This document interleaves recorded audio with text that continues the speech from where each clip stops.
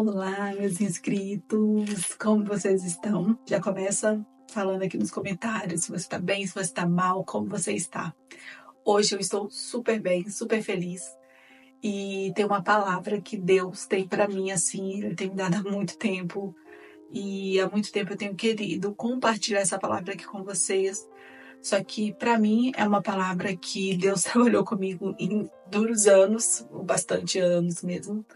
E que há pouco ele revelou a palavra para mim e eu quero trazer aqui o que Deus falou comigo para que vocês também tenham a oportunidade de receber aquilo que Deus me trouxe. Eu creio que tem coisas que Deus traz pra gente que é só pra gente e tem coisas que Deus traz que é pra gente compartilhar, e essa é uma das coisas que eu acho que Deus trouxe pra minha vida, apesar de serem coisas muito íntimas minhas, mas eu senti no meu coração de compartilhar com você. Então, é isso que eu vou fazer agora. Esse é um vídeo de reflexão.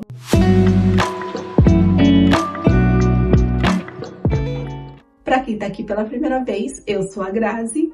Muito bem-vindo a este canal.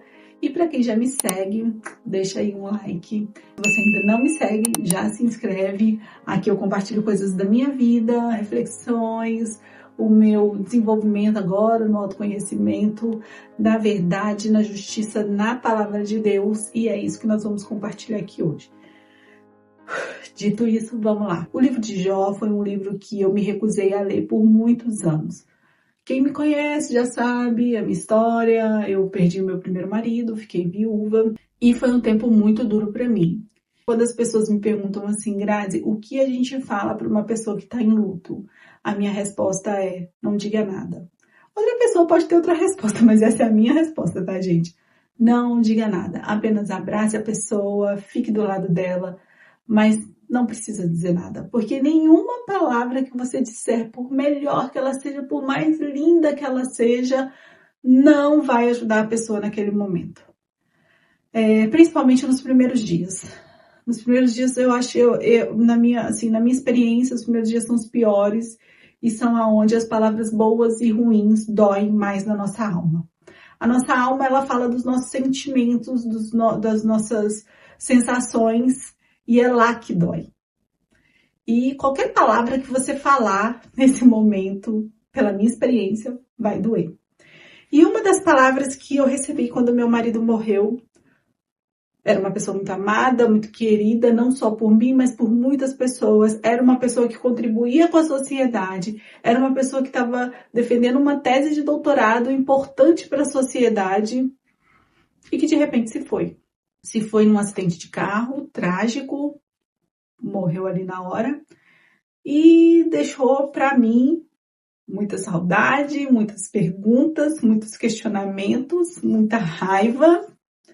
Deixou muitas sensações de abandono, mesmo que ele não pudesse fazer nada, né? Mas ele morreu no acidente, mas ele tinha me dado uma promessa de que nós ficaríamos velhinhos juntos, de que nós viveríamos muitas coisas. A gente tinha projetos para fazer naquela semana, naquele mês, naquele ano e no próximo. E tudo acabou, né? Nada pôde mais acontecer porque aquela pessoa tinha morrido, né? Aquela pessoa tão querida, tão amada, morreu, Deus levou. Como as pessoas gostam de falar. E essa já era um questionamento para mim. Ai, Deus amava muito que levou. Sério? Então Deus me odeia. Porque se Deus amava muito ele levou e me deixou aqui, tipo, ele não me ama? Ele não me ama o suficiente? Ele não me ama como amava ele? Porque no dia que meu marido estava sendo enterrado, eu virei para o meu pastor e falei, manda levantar. Porque se Deus ama ele como amava Lázaro, ele pode falar, sai agora da sua cova e venha para fora. Porque foi assim com Lázaro. Mas por que não foi assim com o Everton? Por que Deus faz diferente? E todos esses eram questionamentos que eu tinha. E muitos por quê? Por que ele não tirou ele daquela cova diante da palavra? Por que levou ele, se amava e me deixou, se me ama também? Por que ceifa uma vida tão jovem, cheia de coisas para viver? Por quê? Muitos porquês. Mas uma das palavras que mais me doía, e não foi uma, nem duas, e nem três pessoas que me falaram, foram várias. Ah, você precisa aceitar, né? Você não está tendo fé. Olha para a vida de Jó. Jó tinha muitas coisas. E Jó perdeu tudo. E mesmo assim ele ficou fiel a Deus. E eu achava aquilo um absurdo. Eu falava, gente, como? Eu estava ali no meio da minha dor, sabe? Eu estava sofrendo. Como Deus permite isso? Como Deus permite que Satanás faça isso na vida de Jó? E eu comecei a me sentir como Jó. Eu comecei a falar, será que Deus estava num papo lá no céu com Satanás? E falou assim, olha lá, a Grazi, vamos tirar tudo dela? Será que foi isso que aconteceu? O que pode ter acontecido para Deus, de repente, tirar tudo dessa forma? Porque, gente, quando uma pessoa querida morre, não morre só a pessoa. Muitas outras coisas morrem junto com ela. Morreram meus projetos, morreu a minha casa, morreu a minha família, morreu planos de uma vida inteira que eu tinha planejado para viver, tudo isso morreu. Ai, Grazi, mas você refez sua vida. Tá, mas aquela vida morreu. Aqueles planos morreram. Os planos que eu tinha com ele, eu nunca mais ia poder realizar, porque eram com ele. Não tem como você, pegar um plano que você fez com uma pessoa e realizar com outra. Você vai realizar coisas parecidas, semelhantes, você vai ter outros projetos, mas aqueles que você fez com aquela pessoa, você nunca vai poder realizar, porque aqueles eram projetos para ser realizados com ela. Você vai realizar outras coisas com outras pessoas, mas aqueles projetos morreram ali. Quando me falavam isso, eu comecei a me sentir manipulada por Deus. Eu comecei a me sentir usada, eu comecei a me sentir como que um fantoche. Porque se eu tenho livre-arbítrio para escolher, por que Deus escolheu isso no meu lugar? Entende o que passava na minha mente? Eram muitos questionamentos.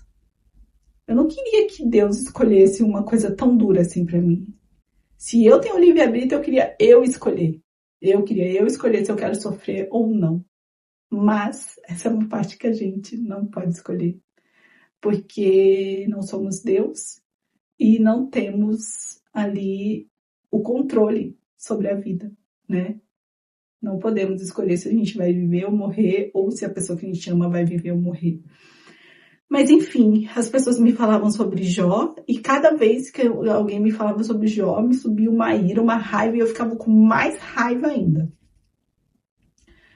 E eu fiquei muito chateada, muito magoada, depois resolvi meu luto de outras maneiras, mas nunca me aprofundei no livro de Jó. Porque aquela palavra de olha para Jó, olha como ele passou tanto sofrimento e no final ele viu Deus face a face e foi super feliz e Deus deu tudo em dobro para ele. Sabe o que eu falava quando alguém falava isso para mim? Eu não quero nada em dobro. Eu só quero o que eu tinha. Eu só quero o que me foi tirado. Eu não quero nada em dobro. Eu não quero. E aí eu ficava ali mais uma vez sofrendo e indignada com essa passagem da Bíblia. Só que eu creio na Bíblia. Eu creio em tudo que está escrito aqui. Então, como que eu estava questionando uma coisa que está no meio de uma coisa que eu creio? E eu me sentia muito mal por questionar. E foi então que eu conheci um pastor que me ajudou muito no meu luto. E ele me falou, Grazi, questione. Deus é seu pai. Você pode questionar as coisas com ele, fala com ele abertamente. Porque eu tinha medo de falar abertamente com Deus. Eu achava que eu era tão insignificante para poder questioná-lo. Só que o seu pai não te vê de uma forma insignificante. E Deus é o nosso pai. E ele não me vê insignificante, ele me vê como filha amada. Então eu tenho sim o direito de questioná-lo. A gente tem o direito de questionar nosso pai. Porque ele quer ouvir o nosso questionamento, até para nos ensinar a crescer. Quando massa falha, eu quero escutar o que ele tem para falar. Porque eu quero falar, você estava achando que era dessa forma, mas não é assim. Eu quero te ensinar, vem cá que eu vou te ensinar, vem cá que eu vou te falar o jeito certo de fazer. Hoje ele estava pulando corda, ficou nervoso e me chutou. Eu falei, mas é assim que a gente reage? Falei, senta aqui na cadeira que agora a gente vai conversar. É assim que a gente reage quando o outro não está fazendo as coisas exatamente como a gente quer, a gente chuta, a gente machuca. É assim que a gente tem que reagir? E ele me falou, não é assim. Eu falei, então por que você fez isso? Porque você estava falando aquilo. Tá, mas por que você não me falou para eu não falar mais o que você não queria que eu falasse? Porque é assim, é conversando que a gente vai chegar num acordo. É conversando que a gente vai entender a situação. Mas eu tinha medo. Eu tinha medo de questionar Deus. Então eu ficava aqui, amargurada, guardando toda aquela sensação horrível, todos aqueles questionamentos e tudo aquilo de ruim. E eu não tinha coragem de confrontar meu pai. Mas a partir do dia que eu sentei aqui, eu li esse livro de Jó, eu fui questionar meu pai. E aí eu fiz perguntas para ele. E essas perguntas estão anotadas aqui. E eu quero compartilhar essas perguntas com você. E uma das coisas que eu fui questionar a Deus, eu falei, beleza. Como Jó poderia ser justo se todos nós somos pecadores? Por que que você começou a falar que ele era justo? Olha lá, meu filho Jó, ele é justo. E ele faz tudo certo. E não sei o que lá. Só que Deus virou para mim e falou assim, filha, você está lendo errado. Em nenhum momento eu falei que Jó era justo. Eu falei que Jó era íntegro. Ele era reto. Ele era correto com as coisas que ele fazia. Eu não falei que ele era justo. Então Deus me mostrou que eu estava olhando as coisas da forma errada. Eu não estava enxergando com clareza o que estava sendo dito ali. Eu não estava enxergando direito. E Deus não falou que ele era justo, e sim íntegro, correto diante de Deus. E ele se desviava do mal. Então, ou seja, Jó tinha oportunidades de fazer coisas que não eram corretas diante de Deus. Porque Jó não se preocupava com a opinião dos outros, ele se preocupava com a opinião de Deus. E quando ele viu uma coisa que não era correta, ele se desviava. Então, aí eu entendi o que Deus estava dizendo. Se Jó se desviava, é porque coisas ruins aconteciam na vida dele. Tentações aconteciam na vida dele. Pessoas ofereciam coisas ilícitas para ele. Mas ele se desviava. Ele não ia por esse caminho. Ele não aceitava essas coisas. E Deus começou, filha, olha de novo, lê de novo. Porque você não entendeu. E aí eu comecei de novo a ler. Mas aí eu falei assim, ok, eu entendi, eu estava lendo errado, voltei, corrigi. Mas aí me veio outra pergunta. E eu anotei ela aqui. No final, por que Deus exorta Jó, mesmo sabendo que ele era justo e que não entendia o porquê tudo aquilo estava acontecendo com ele? Deus exorta Jó porque ele murmurou, porque ele ficou se lamentando. Ele não entendia o que acontecia com ele, ele não sabia o que estava acontecendo, ele entendia que ele era uma pessoa correta, que se desviava do mal. Jó sabia quem ele era. E o tempo todo ali, no começo, Jó fala, eu sei quem eu sou, eu sei quem é Deus, e se ele está fazendo isso é porque ele sabe. Mas a partir do momento que os amigos começam a questioná-lo, ele começa a murmurar. E ele começa a falar, você acha que eu não sei tudo isso que vocês estão falando aí? Eu sei tudo isso aí também. Só que eu sou muito certinho, eu sou isso, eu sou aquilo. E ele começa a se justificar e ele começa a murmurar. E é aí que Deus exorta ele. Deus não exorta ele por ele sofrer, mas Deus exorta ele por ele murmurar. E a palavra de Deus, ela fala sobre a murmuração. A palavra de Deus fala que nós não devemos murmurar. E aí eu entendi, eu falei, certo, Deus, eu murmurei por muito tempo e eu não quero mais murmurar, eu não quero ser essa pessoa murmuradora. Murmurar é você ficar reclamando, é você ficar lamentando o tempo todo em cima daquela coisa, sabe? E até eu leio o livro de Jó, eu estava ali reclamando e murmurando sobre essas questões por aproximadamente 15 anos da minha vida. Eu não murmurava muitas coisas, mas eu estava aqui, ó, em cima disso, murmurando essas questões e esses questionamentos. E Deus falou, filha, chega. Não é para murmurar, chega. Já passou. Acalma teu coração. Eu quero te dar uma vida abundante. Mas você insiste na murmuração. Para. E eu entendi. E aí eu fiz outra pergunta para Deus. Eu falei, Deus, por que o Senhor exortou os amigos de Jó lá no final, se eles estavam ali aconselhando Jó segundo as leis daquele tempo?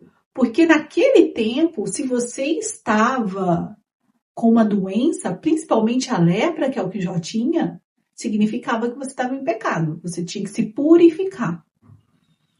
E aí, se você fosse curado, aí você ia no templo, se purificava e você poderia voltar ali no convívio da sociedade. E os amigos dele estavam exortando aquilo, né? Falando, Jó, você tem um pecado, analisa, vai lá ver, não sei o que lá. Se Deus te colocou aí é porque alguma coisa você tem. E no final Deus fala, olha, vocês não fizeram corretamente com Jó, vocês não agiram de forma correta com Jó. E vai lá que ele vai sacrificar para vocês. Porque se ele sacrificar, vocês vão ser perdoados. Mas por que Deus ficou tão irado com eles? Porque, na verdade, Deus conhece o quê? Ó, o coração. E os amigos de Jó estavam ali falando com ele, mas não falando de uma forma amorosa, mas falando da forma como eu conheço as leis de Deus, eu sei tudo sobre a lei de Deus e eu sei que Deus está fazendo isso porque você está em pecado. Eles estavam agindo como se eles conhecessem o que Deus pensa, como se eles conhecessem o que Deus faz. Mas ninguém conhece a mente de Deus, ninguém conhece o coração de Deus. O coração de Deus é insondável. E eles estavam ali agindo como se eles soubessem tudo o que Deus faz. Como se eles tivessem participado da conversa de Deus lá. Só que ninguém participou. E como que a gente vai ficar aqui julgando e acrescentando as coisas para a vida do irmão, sendo que a gente não sabe por que Deus permitiu aquilo ali na vida dele? A gente não sabe por que Deus permitiu que ele passasse por determinada situação, ou por que determinada situação está acontecendo na vida dele. Porque a gente não conhece o coração da pessoa, a gente não conhece o coração de Deus, a gente não conhece o coração das outras pessoas que estão envolvidas no caso, a gente não sabe nada. E uma palavra que eu não gosto muito, às vezes eu pareço até chata de ficar falando isso, mas é a empatia. Não tem como a gente sentir o que o outro está sentindo. Não tem como a gente saber o que o outro está sentindo. A gente nunca vai saber a dor do outro, a gente nunca vai saber os motivos do outro. Porque nem a gente mesmo consegue expressar para a gente mesmo o que a gente está sentindo. Como é que a gente vai conseguir expressar para o outro o que a gente está sentindo? Muitas vezes a gente não conhece o nosso próprio sentimento, como que o outro vai conseguir saber qual que é o seu sentimento? Não tem como. Então, o erro daqueles amigos, Deus falou comigo, foi que eles ficaram se achando como Deus. Eles se acharam superiores a Jó, porque eles não tinham enfermidade. Então, eles se acharam superiores a Jó. E acharam que podiam ali ficar dando conselhinho para ele, como se eles fossem o próprio Deus. E eles não eram. E por isso eles foram exortados. Aí eu falei, Deus, entendi isso, tá? Deus só falando ali comigo, né? E aí eu fiz uma outra pergunta para Deus. Eu falei, Deus, não só esses amigos, né, que ficaram lá, que eram 3 amigos mais um servo, mas todas as pessoas ofendiam Jó. A mulher dele falou, abandona esse Deus aí, morre de uma vez. Outras pessoas falaram, né, é um pecador, Alá, imundo, sujo, tem que ficar isolado. porque era isso que acontecia com a pessoa que tinha, né, determinadas doenças. E no final, depois que Deus se revela para Jó, depois que Deus fala com Jó, depois que Deus mostra a grandeza dele para Jó e fala: Jó, quem é você? Quem é você? Olha aqui, você consegue fazer isso? Você estava lá no dia que eu construí o mundo? Você estava lá no dia em que eu formei todas as coisas? Você estava lá no dia que eu formei o homem do pó da terra? Você não estava, você não sabe nada. E quando ele tem essa experiência com Deus, de saber que Deus é soberano, que Deus sabe todas as coisas, que Deus faz todas as coisas e que ele é Deus. Então Jó vê e vem, né, e fala que ele conhecia Deus de ouvir falar, mas a partir daquele momento ele via o Deus face a face, né? Ele conhece Deus face a face, ele tem intimidade com Deus. E depois desse dia, Jó vai lá, ele recupera tudo, ele recupera todas as suas coisas e ele faz um banquete. E ele convida todas as pessoas que defamaram ele, que fizeram mal para ele, que cuspiram nele, que jogaram pedra nele. Ele convida todo mundo para ir ceiar com ele. E eu falei: Deus, aí já é demais. Não. Ok, perdoar, né? A gente tem que perdoar, a gente também ser perdoado, mas fazer um banquete e convidar as pessoas que nos ofenderam para sentar com a gente e comer. Ah, não, Deus, aí já é demais. Aí já exagerou. Falei: por que Deus? Por que Jó fez isso? Tipo, gente, ele não tinha obrigação nenhuma de fazer isso. Ele não tinha obrigação nenhuma de fazer um banquete e convidar aquelas pessoas para estar ali ceiando junto com ele. E aí Deus mais uma vez me respondeu. Ele falou assim: filha, Jó fez isso porque Jó sabia perdoar de uma forma que você ainda não sabe. Você precisa aprender a perdoar de forma genuína e verdadeira. Você precisa aprender a liberar as pessoas. E não só liberar, você precisa aprender a conviver com as pessoas.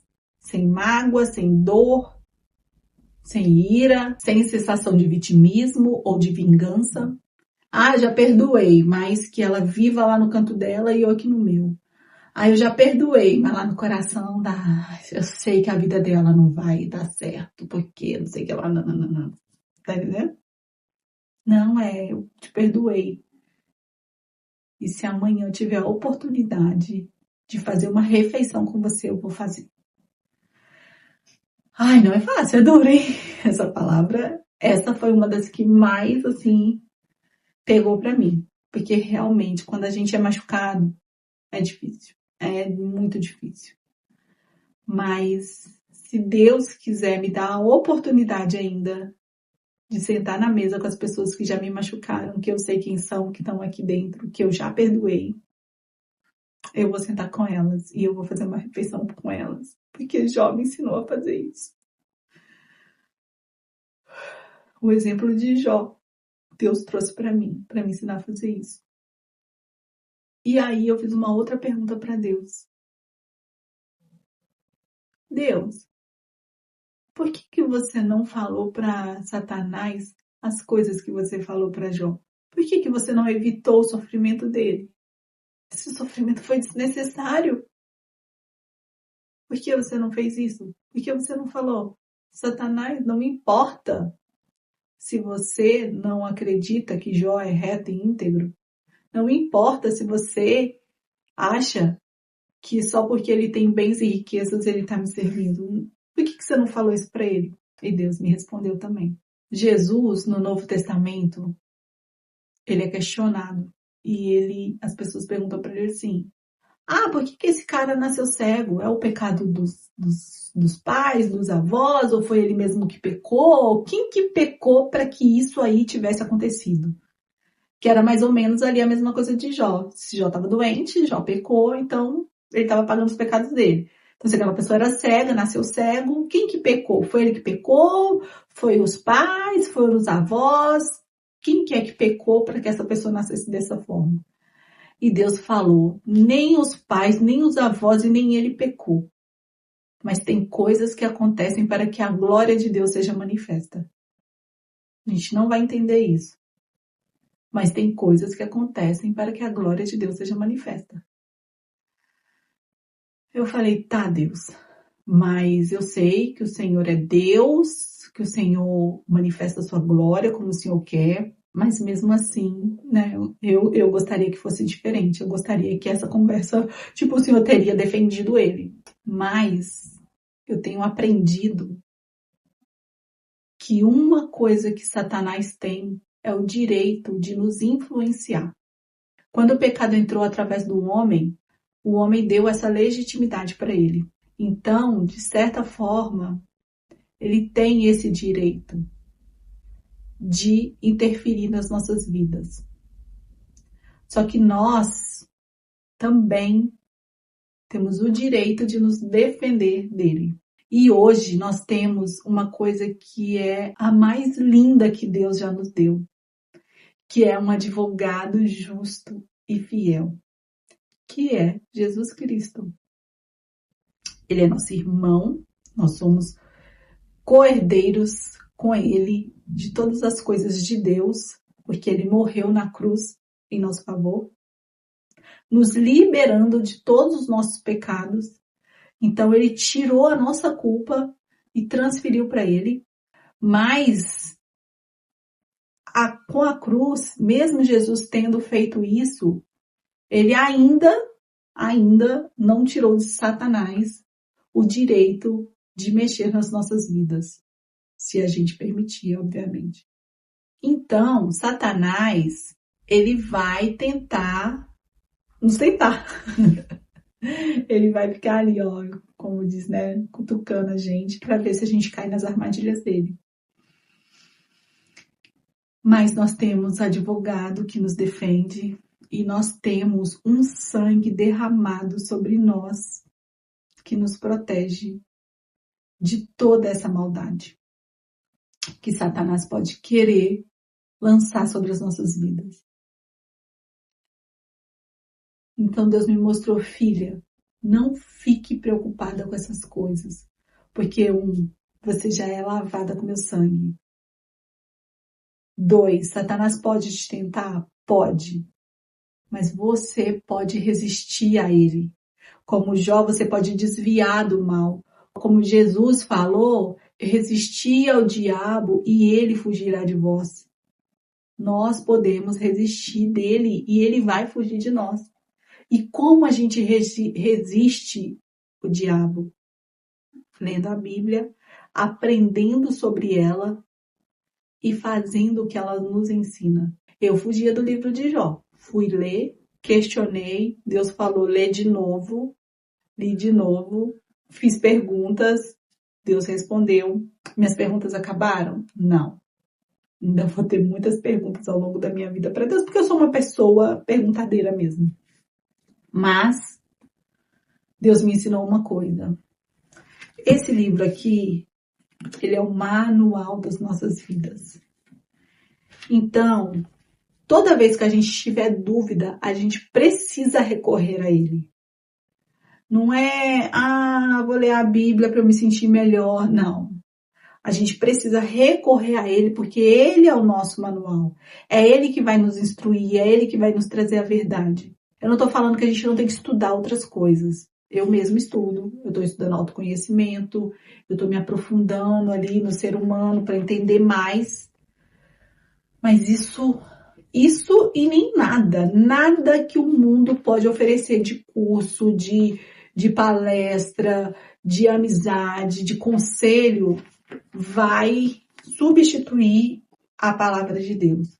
Porque a palavra, ela é o nosso manual. Ela é o manual do homem. Então, toda dúvida, tudo que a gente tiver, a gente tem que voltar para cá.